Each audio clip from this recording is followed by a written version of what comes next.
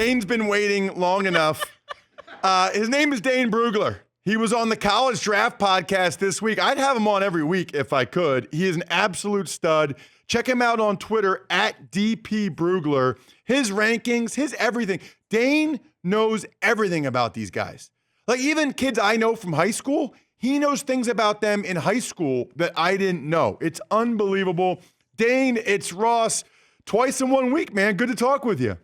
You too. I got to tell you that lead in. If this was a prospect interview, I don't know if it's a red flag or if I'm more likely to draft you now. I can't tell. All right. So Dane, you are young looking, but can you at least be with me and agree with me on 80s music? Sure. I mean, I was born in the 80s, and, I went to plenty of 80s parties in college. So, I've got my fill.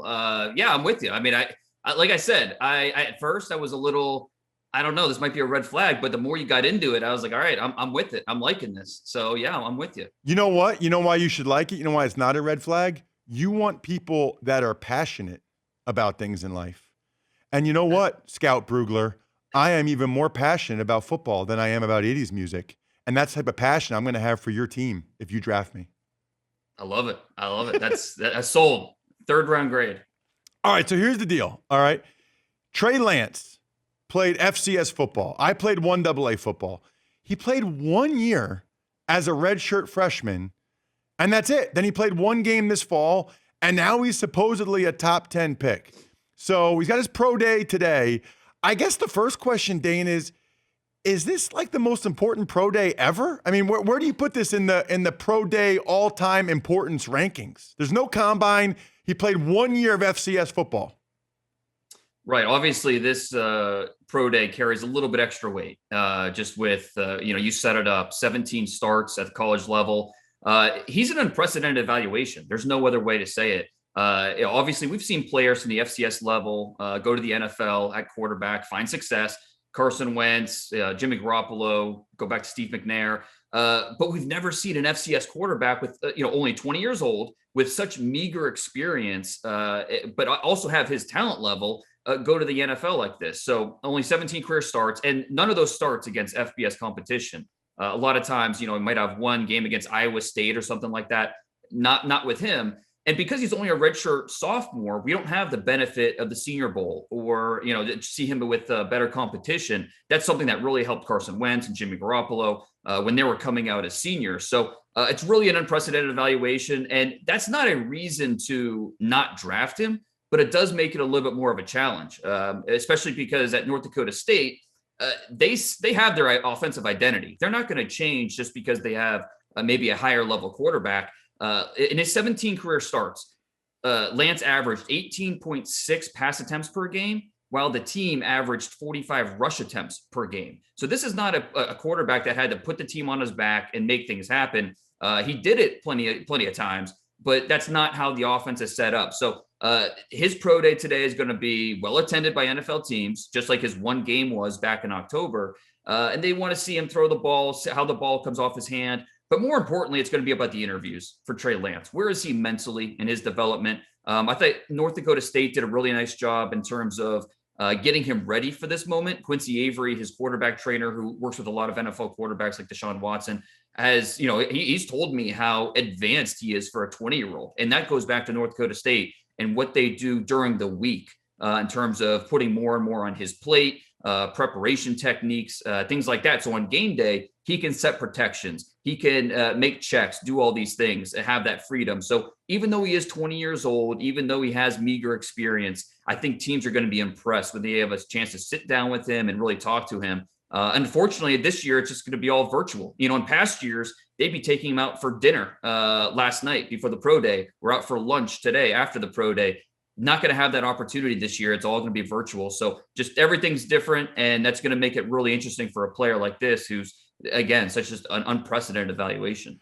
So, Dane, I know you know this. How did he get to North Dakota State? I mean, he's 6'4", 220. I've seen him throw a beautiful deep ball. He's got a strong arm. I was reading the next gen stats. He's got 4 carries over 20 miles an hour. Like he appears to be a total physical freak show. How did he get to North Dakota State in the first place? How does that happen? Born and raised in a small town in Minnesota, about 150 miles west of Minneapolis. So, that's the first thing. And he was really a running back most of his life until he got to high school, and they moved him to quarterback. Becomes a starter as a sophomore, and it kind of grew from there. He got better and better. But even as a senior, he was playing safety. He had 54 tackles and 3 interceptions as a senior safety, which you don't see a lot, with these top quarterbacks. Usually they're quarterback only, and that's it. They're going to quarterback camp since they were 10 years old. That just wasn't the case with Trey Lance. And so as a recruit, a couple FBS teams did look at him. Western Michigan, they offered him right before signing day. Boise State got in the mix a little bit later. But at that point, he was already set on North Dakota State. And, he goes there, red shirts, and then has that prolific redshirt freshman year where he had 28 touchdowns, 0 interceptions. Just a remarkable redshirt freshman campaign. Led North Dakota State to the FCS national title. Drew it up, textbook, what you want. But it's the only season we have to go off of aside from that one game in October. So the sample size isn't great, but the talent is sure intriguing. Talking with Dane Brugler from The Athletic at DP Brugler on Twitter. By the way, Dane's the only one that knows 54 tackles for Trey Lance as senior in high school. Nobody else knows that. 54 tackles, 3 interceptions. I guess the last one on Lance, because I want to ask you about a couple other guys, is there a player in the NFL comparison that you like? And has there ever been another circumstance like this where a guy really only played 1 year? We've seen guys, at the quarterback position play 1 season. Mitchell Trubisky, obviously, that was talked about during his lead up to the draft. But the one quarterback where you can draw some comparisons is Kyler Murray. When you think about the skill set, now Lance is bigger and Kyler is a little quicker. But in terms of the sample size, the number of starts, it's similar. In terms of, on tape, you see a lot of one read and run throws, but you see a smart guy who's able to create. He has the arm talent, but he also has the mobility. So I think there's some comparisons there just in terms of style. Now, again, Lance is bigger, not quite as quick.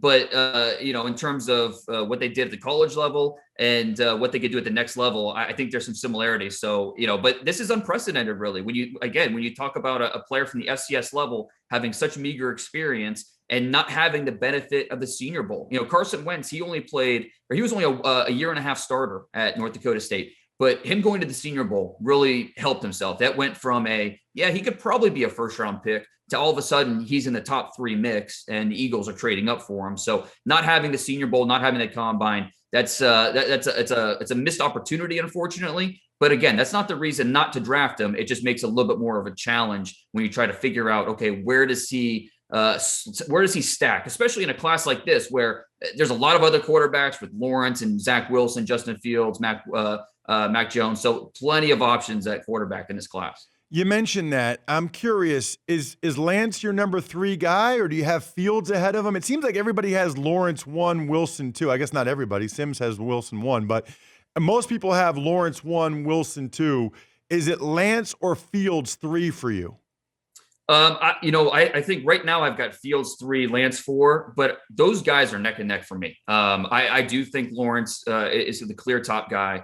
And then Zach Wilson, I've back in the fall, I kind of put it out there that, hey, this guy's got a chance to be the number 2 quarterback. And, that's really kind of come to fruition. We talked to people around the league. They love Zach Wilson. They're really intrigued with what he can do in that skill set. And then 3 and 4, that's where it's interesting because I think you have Justin Fields and Trey Lance both have a lot to offer.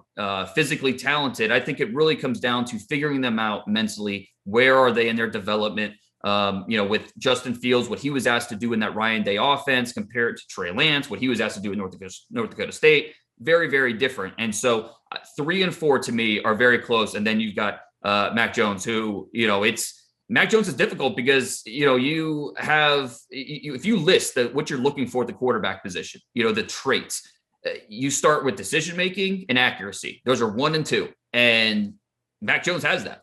I think you have to look at everything else and say, okay, is he good enough in these other areas where, he's going to be a guy that, could be a starter for us. And so each team's looking at that differently. Some teams that have a more established roster are going to be more interested in him, while some other teams that, need more out of their quarterback, they won't be as high on the Alabama quarterback. So a really interesting dynamic and between these quarterbacks and how the teams are going to view them.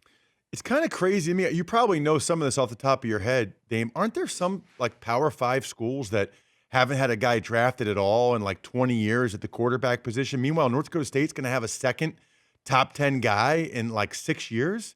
I mean, give me a couple programs off the top of your head. I'm sure you know a couple that haven't had a guy drafted or drafted high in a long time.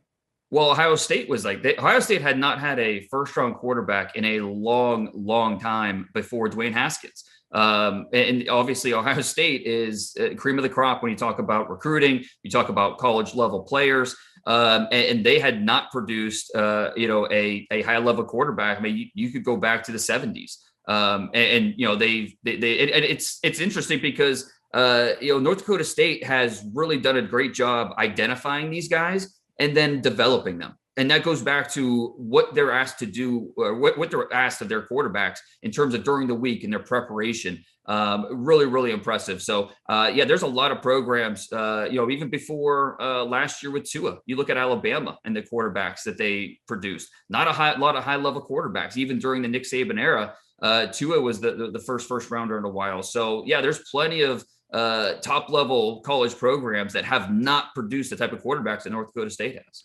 Here's what you got to do. You got to check out Dane on Twitter at DP Brugler. Check out all the stuff he's doing for The Athletic. You can hear him earlier this week talking about the guy that was a punter basketball player only as a junior in high school that might get drafted at tight end in the NFL draft on the College Draft Podcast, part of the Ross Tucker Podcast Network. Dane, you are the man. I meant what I said. Thank you so much.